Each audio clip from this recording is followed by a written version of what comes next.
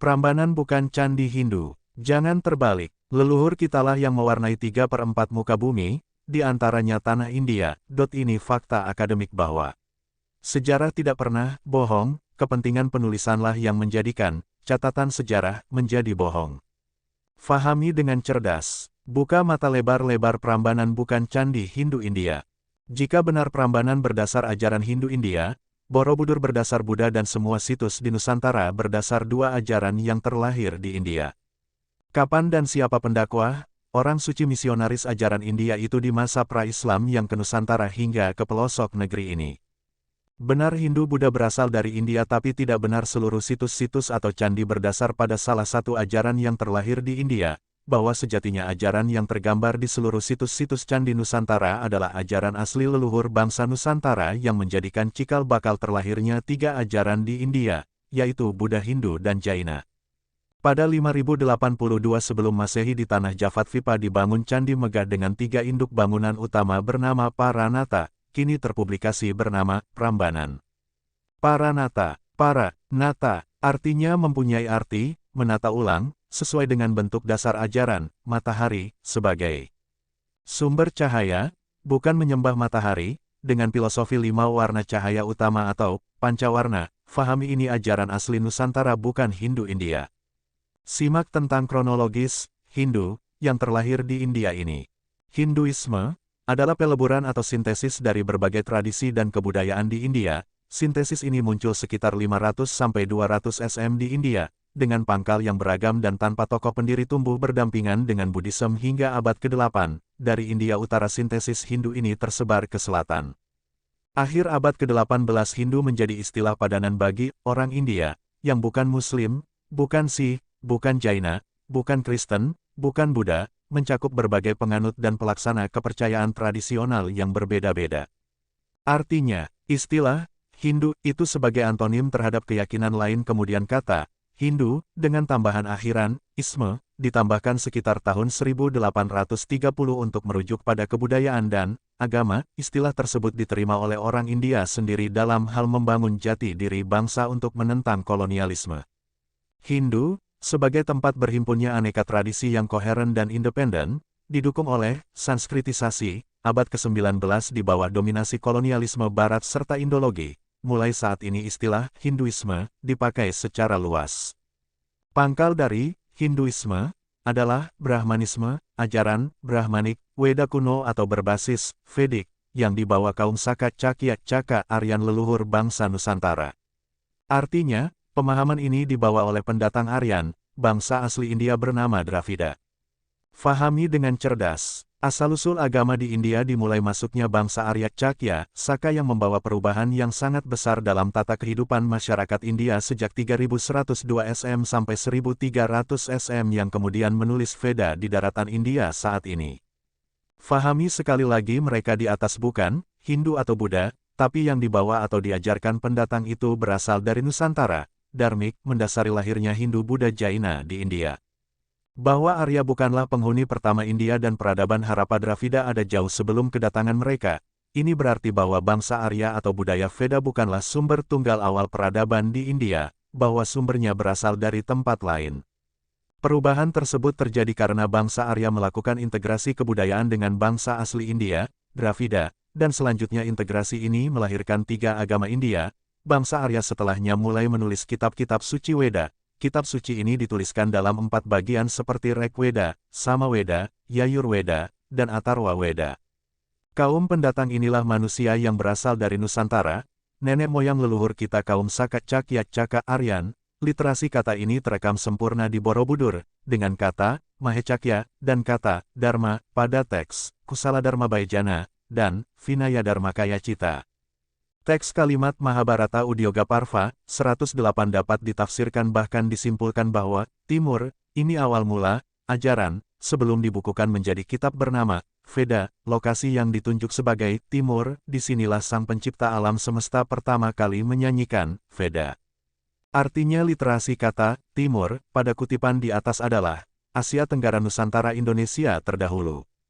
Inilah kerancuan dan kekacauan sejarah kita. Bangsa ini gagal merekonstruksi sejarah leluhurnya. Lebih parah lagi sejarah kita tidak ada sebelum tahun 78 Masehi. karena kita telah sepakat menghitung awal tahun Saka di seluruh prasasti dimulai tahun itu. Fahami dengan cerdas. Buka mata lebar-lebar Prambanan bukan candi Hindu India. Jika benar Prambanan berdasar ajaran Hindu India, Borobudur berdasar Buddha dan semua situs di Nusantara berdasar dua ajaran yang terlahir di India. Kapan dan siapa pendakwah, orang suci misionaris ajaran India itu di masa pra-Islam yang ke Nusantara hingga ke pelosok negeri ini, hingga semua candi dan situs-situs di Nusantara ini disebut berdasar Hindu atau Buddha. Ini salah satu buktinya, di Nalada Bihar India ada stupa yang bernama Sariputra, ini jelas nama Nusantara bukan India. Nalada Copperplate, ditemukan di vihara nomor 1 Nalada di India, tertulis Raja Pala keturunan Shailendra bernama Balaputra Dewa dari Svarnadvipa. Nalada, di Bihar India didirikan pada tahun 427 M dibangun oleh dan atas prakarsa Shailendra Srivijaya dari Sumatera. Beliau membangun Nalada demi kepentingan, pengembangan, yang pusatnya pendidikan itu ada di Nusantara. Di area Universitas Nalada di Bihar India, tepatnya di situs kuil nomor 3 disebut dengan nama, Stupa Sariputra, panel relief terpahat di atas menara. Sariputra adalah putra dari ibunya Sari, karena nama ibunya itulah ia disebut Sariputra dan ayahnya Matara. Nama ibu dan anaknya jelas nama Nusantara. Kita telah tentang nama yang dianggap dan terpublikasi orang yang membawa Hindu dari India ke Nusantara. Mari kita simak. R.C. Markandeya dan Agastya. R.C. Markandeya ini adalah orang Nusantara bukan India. R.C. Markandeya berada di Bali pada sekitar abad ke-9 M, sedangkan Empu Genijaya tertulis dalam Babat Pasek, adalah salah satu dari 5 pendeta bersaudara yang dikenal sebagai Pancatirta, yaitu Empu Genijaya, Empu Semeru, Empu Gana, Empu Kuturan dan Empu Brada. Keberadaan Empu Kuturan dan Empu Brada di Bali sekitar abad ke-11 M. Beliau semua para R.C. di atas adalah asli putra Nusantara. R.C. Markandeya, tertulis dalam sloka, Buana Tatwa. Sang Ayati Mawang Sang Niata pada Sira Apekik Listu Paripurna, Wicaksaneng Aji, Wibuhing Sastra Utama. Sang Ayati melanjutkan jejak leluhurnya menjadi seorang pertapa, beliau berputra Sang Prana, demikian pula adiknya yang bernama Sang Niata, berputra Sang Merakanda, setelah dewasa Sang Merakanda beristrikan Dewi Manaswini, berputra Maharsi Markandeya. Selanjutnya Maharsi Markandeya beristrikan Dewi Dumara, menurunkan Maharsi Dewa Sirah yang beristrikan Dewi Wipari yang kemudian menurunkan banyak putra. Adakah nama-nama di atas itu nama India? Atau adakah sumber India yang menyebut silsilah lengkap nama Maharsi Markandeya siapa ayah ibu serta anak istrinya, lengkap seperti di Nusantara ini? Jadi, benar adanya R.C. Markandeya adalah putra Nusantara.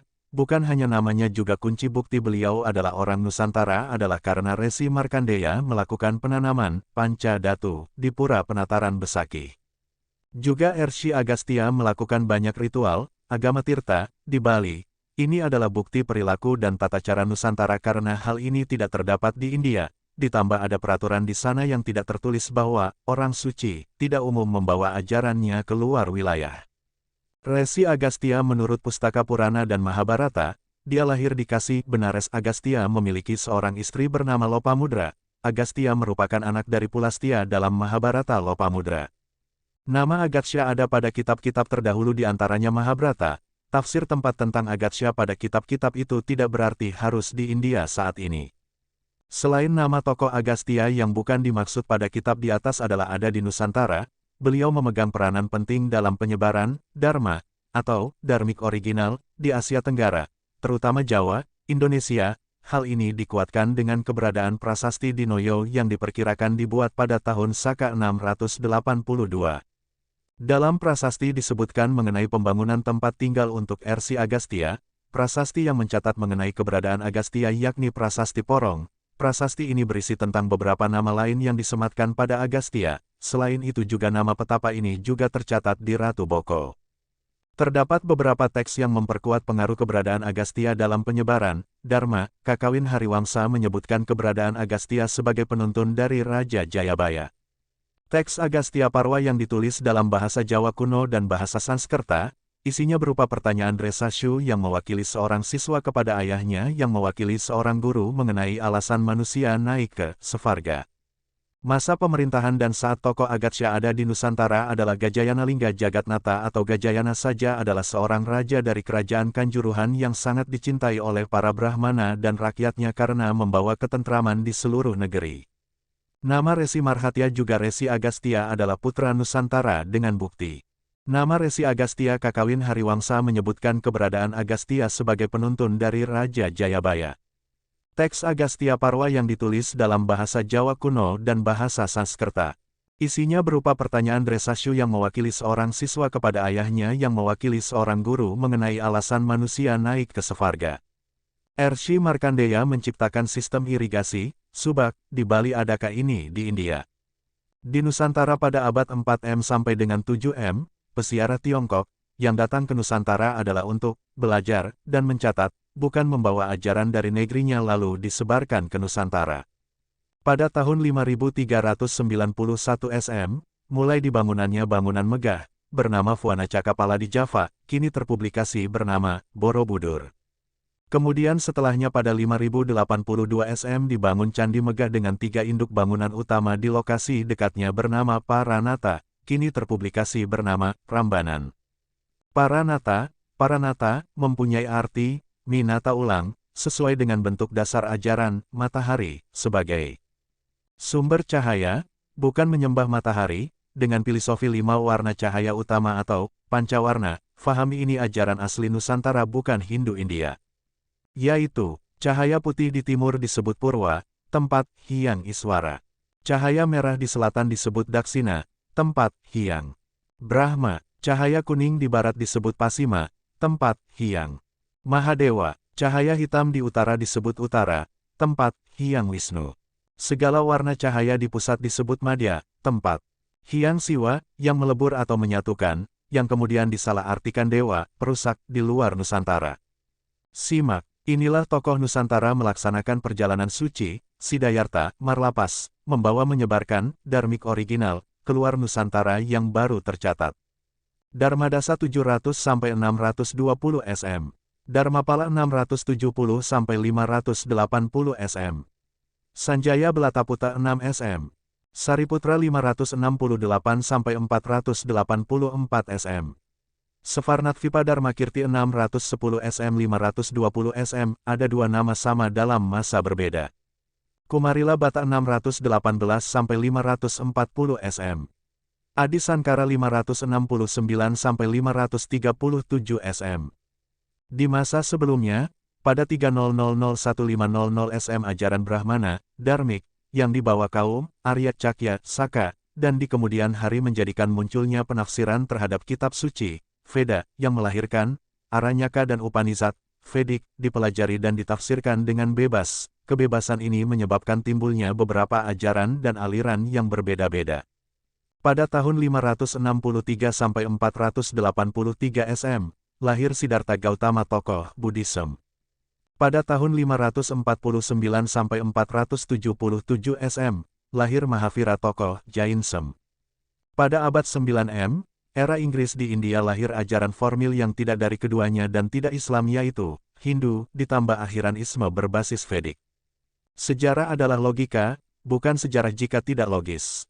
Jangan terbalik, leluhur kitalah yang mewarnai 3/4 muka bumi, di antaranya tanah India. Ini fakta akademik bahwa sejarah tidak pernah bohong, kepentingan penulisanlah yang menjadikan catatan sejarah menjadi bohong.